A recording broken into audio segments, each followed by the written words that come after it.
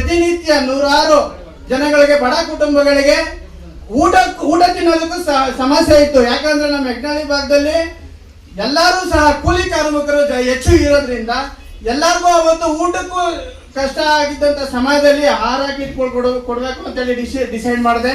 ಅದಾದ್ಮೇಲೆ ದಿನನಿತ್ಯ ಮಂಜಣ್ಣ ಕ್ಯಾಂಟೀನ್ ಅಂತ ಓಪನ್ ಮಾಡಿ ನೂರಾರು ಜನಗಳಿಗೆ ಅನ್ನದಾನವನ್ನ ಮಾಡ್ತಾ ಇದ್ದೆ ದಿನ.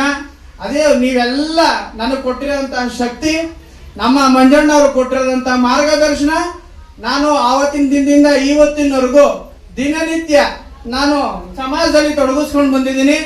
ಏನೇ ಕೆಲಸ ಇದ್ರೂ ಸಹ ನಾನು ಪಕ್ಷಾತೀತವಾಗಿ ಜನಗಳ ಜೊತೆ ನಿಂತು ಕೆಲಸವನ್ನ ಮಾಡಿದ್ದೇನೆ. ಸೊ ಹಂಗಾಗಿ ನಾನು ಈ ಯಜ್ಞಳ್ಳಿ ಭಾಗದಲ್ಲಿ ಇವತ್ತಿನ ದಿನ ಮಹಿಳಾ ದಿನಾಚರಣೆ ಇಟ್ಕೊಂಡಿದ್ದೀನಿ. ಮಹಿಳಾ ದಿನಾಚರಣೆ ಯಾಕೆ ಇಟ್ಕೊಂಡಿದ್ದೀನಿ ಅಂತ ಹೇಳಿದ್ರೆ, ನನಗೆ ನನ್ನ ಸಮಾಜ ಸೇವೆ, ನನ್ನ ಯಜ್ಞಳ್ಳಿ ಭಾಗ ಪಕ್ಷಾತೀತವಾಗಿ ಯಾವುದೇ ಪಕ್ಷಕ್ಕೂ ಸೀಮಿತವಾಗಬಾರದು. ನಾನು ಪಕ್ಷವನ್ನು ಬಿಟ್ಟು ನನಗೆ ಗೊತ್ತಿರೋದು, ಇವತ್ತಿನ ದಿನ ನನಗೆ ಗೊತ್ತಿರೋದು ಒಂದೇ, ನನಗೆ ಯಾವ ಪಕ್ಷ ಅನ್ನೋದು ನನಗೆ ಗೊತ್ತಿಲ್ಲ. ಇರ್ಬೋದು, ನಾವು ಪಕ್ಷದಲ್ಲಿ ಇರ್ಬೋದು, ಆದರೆ ನನಗೆ ಪಕ್ಷ ಅನ್ನೋದು ಗೊತ್ತಿಲ್ಲ. ಪಕ್ಷ ಅನ್ನೋದು ಗೊತ್ತಿಲ್ಲದೆ ನನಗೆ ಒಂದೇ ಗೊತ್ತಿರೋದು ಮಂಜಣ್ಣನ ಪಕ್ಷ. ನನಗೆ ಮಂಜಣ್ಣನ ಒಂದು ಪಕ್ಷ ನನ್ನ ಮನಸ್ಸಲ್ಲಿದೆ. ಆ ಒಂದು ಇದನ್ನ ಧ್ಯೇಯನ ಇಟ್ಕೊಂಡು ನಾನು ಇವತ್ತಿನ ದಿನ ಯಜ್ಞಳ್ಳಿ ಜನಗಳು ಪ್ರತಿಯೊಬ್ಬರಿಗೂ ಸೇವೆ ಮಾಡ್ಕೊಂಡು 5-6 ವರ್ಷದ ಕೊರೋನಾ ಸಮಯದಿಂದ ಮಾಡ್ಕೊಂಡು ಬರ್ತಾನೆ ಇದ್ದೀನಿ. ಇವತ್ತು ಸಹ ನಾನು ಯಾವುದಕ್ಕೂ ಯೋಚನೆ ಮಾಡದೆ 24/7 ಯಾರೇ ನನಗೆ ಫೋನ್ ಮಾಡಿದ್ರು ಸಹ ನಾನು ಹೋಗಿ ನಿಂತ್ಕೊಂತೀನಿ. ಏನೇ ಸಮಸ್ಯೆ ಇರಲಿ ನಾನು ಹೋಗ್ತೀನಿ, ಮಾಡ್ತೀನಿ. ಎಲ್ಲರಿಗೂ ಗೊತ್ತಿರ್ಬೋದು, ನೀವೆಲ್ಲ ಏನೇ ನನ್ನ ಹತ್ರ ಸಮಸ್ಯೆ ಹೇಳಿದ್ರು ಆ ಸಮಸ್ಯೆನ ನಾನು ಮಾಡಿಕೊಟ್ಟಿದ್ದೀನಿ. ಮಾಡ್ಕೊಟ್ಟಕ್ಕೆ ಆಗಿಲ್ಲ ಅಂತ ಹೇಳಿದ್ರು ಬೇರೆ ಕಡೆಯಿಂದಾದ್ರೂ ನಾನು ನಿಮ್ಗೆಲ್ಲ ಸಮಸ್ಯೆನ ಮಾಡಿಕೊಟ್ಟಿದ್ದೀನಿ ಅಂತ ನನಗೆ ತೃಪ್ತಿ ಇದೆ.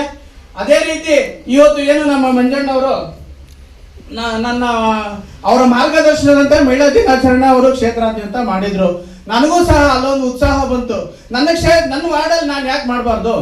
ನನ್ನ ಮಂಜಣ್ಣನವರು ಇಡೀ ಕ್ಷೇತ್ರ ನೋಡ್ಕೋಬೇಕಾದ್ರೆ ನಾನು ಯಾಕೆ ನನ್ನ ವಾರ್ಡ್ನ ನಾನು ಮಾಡಬಾರ್ದು? ನಮ್ಮ ಮಂಜಣ್ಣವ್ರ ಮಾರ್ಗದರ್ಶನ ಇರಬೇಕಾದ್ರೆ ನಾವ್ ಯಾಕೆ ಮಾಡಬಾರ್ದು ಅಂತೇಳಿ ಎಲ್ಲ ಮಹಿಳಾ ದಿನಾಚರಣೆಯನ್ನು ನಾನು ಇನ್ನೂ ದೊಡ್ಡ ಮಟ್ಟದಲ್ಲಿ ಮಾಡಬೇಕು ಅಂತ ಅನ್ಕೊಂಡಿದ್ದೆ. ಪಬ್ಲಿಕ್ ಅಲ್ಲಿ ಸ್ಟೇಜ್ ಹಾಕ್ಬಿಟ್ಟು ಮಾಡಬೇಕು ಅಂತ ಅನ್ಕೊಂಡಿದ್ದೆ.